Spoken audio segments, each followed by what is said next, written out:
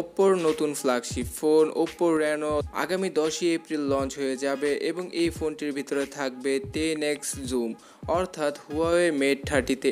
এর আগে আমরা দেখেছি 5x এর অপটিক্যাল জুম, 10x এর হাইব্রিড জুম এবং 50x এর ডিজিটাল জুম এবং ওপ্পো রেনোতেও থাকবে এই টেকনোলজিটা। যদিও ওপ্পো কিন্তু এই টেকনোলজিটা এর আগে MWC 2019-এ শোকেস করেছিল এবং তারা প্রমিস করেছিল এই ফোনটি এই বছরের মাঝামাঝি দিকে তারা লঞ্চ করবে। তো ফার্স্ট কোয়ার্টারের পরে এপ্রিলের 10 তারিখ অর্থাৎ সেকেন্ড কোয়ার্টারের শুরুতেই এই ফোনটি লঞ্চ করতে যাচ্ছে ওপ্পো এবং এই ফোনটি কিন্তু গ্যালাক্সি S10 প্লাস এবং সদ্য লঞ্চ হওয়া হুয়াওয়ে P30 প্রোকে সমানভাবে টক্কর দিতে পারবে অথবা কম্পিটিশন দিতে পারবে।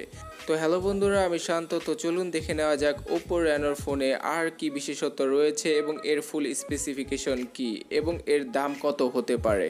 কিন্তু তার আগে আপনাদের কাছে একটি অনুরোধ, এই চ্যানেলটি এখনও সাবস্ক্রাইব না করে থাকলে সাবস্ক্রাইব করে পাশের বেল আইকনটিতে ক্লিক করে দেবেন।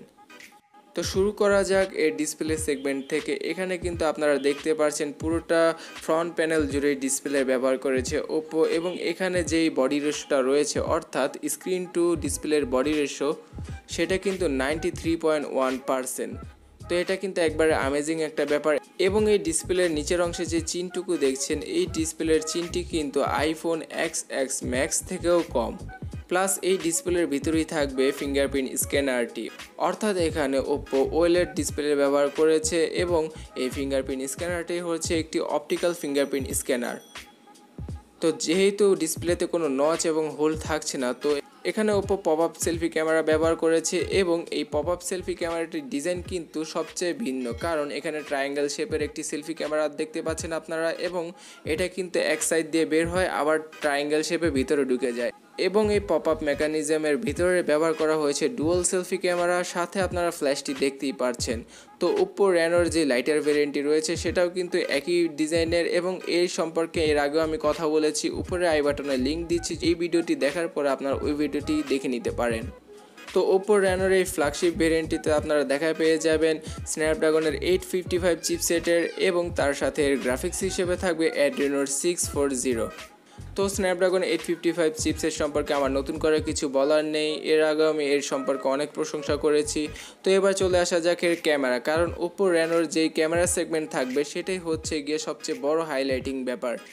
কারণ ওপ্পো এখানে যে ক্যামেরাটি ব্যবহার করবে, আমি টেলিফোটো লেন্সের কথা বলছি অথবা টেলিফোটো ক্যামেরার কথা বলছি, সেখানে কিন্তু 10x পর্যন্ত জুম করতে পারবেন আপনারা কোনো কোয়ালিটি লস ছাড়া। তো এখানে আপনারা তিনটি ক্যামেরা দেখা পেয়ে যাবেন। একটি হচ্ছে প্রাইমারি সেন্সর 48 মেগাপিক্সেলের এবং এই সেন্সরটি হচ্ছে সনির IMX586 সেন্সর এবং অপর যেই দুটি ক্যামেরা রয়েছে তার মধ্যে একটি হচ্ছে গিয়ে আলট্রা ওয়াইড লেন্সের ক্যামেরা এবং আরেকটি হচ্ছে গিয়ে টেলিফোটো জুম লেন্স এবং এই টেলিফোটো লেন্সটি দিয়ে 10x পর্যন্ত জুম করা যাবে। ছবিতে কোনো প্রকার কোয়ালিটির ঘাটতি দেখা পাবেন না আপনারা। এর আগে এই টেকনোলজিটা কিন্তু ব্যবহার করে ফোন লঞ্চ করেছে হুয়াওয়ে মেট 20 প্রো এবং ওপ্পো কিন্তু সেই একই কাজটি করছে। যদিও ওপ্পো কিন্তু এই টেকনোলজিটা MWC 2019-এ শো করেছিল এবং তারা বলেছিল এই বছরের মাঝামাঝি অংশে তারা এই টেকনোলজি নিয়ে একটি ফোন বের করবে অথবা এই টেকনোলজিটা তাদের নতুন কোনো ফোনে দেবে। তো ওপ্পো রেনোই হচ্ছে সেই প্রথম ফোন যে ফোনে থাকবে পেরিস্কোপ টেকনোলজির সাহায্যে 10x জুম ব্যবহার করার ক্যামেরা এবং ইন্টারনেটে এক রিপোর্টে দেখা গিয়েছে এই ফোনের ভিতরে থাকবে 8GB র্যাম এবং 256GB স্টোরেজ এবং 10GB র্যাম 256GB স্টোরেজ এবং 10GB র্যামের যে ভেরিয়েন্টটি হবে সেটি হবে একটি স্পেশাল ভেরিয়েন্ট। তার সাথে out of the box Android pie 9-এর দেখা তো পেয়েই যাবেন এবং ওপোর নিজস্ব কালার ওএসের দেখাও পাবেন এখানে এবং কালার ওএসের ভার্সন 6.0। আমি জানি অনেকে কালার ওএস পছন্দ করেন না, কিন্তু ওপোর ফোনে তো কালার ওএস থাকবেই। সত্য কথা বলেছেন। এবং এই ফোনটির ওজন সম্পর্কেও জানা গিয়েছে এখানে 215 গ্রামের ওজন হতে চলেছে এই ফোনটির। এই ফোনের কিন্তু মূল চমক হচ্ছে এর এই জুম লেন্স ক্যামেরাটি এবং এর নতুন পপ আপ সেলফি ক্যামেরার ডিজাইনটি। তাছাড়া এই ফোনের যে স্ক্রিন টু বডি রেশিও সেটাও কিন্তু এই ফোনের একটা মূল হাইলাইটিং ব্যাপার।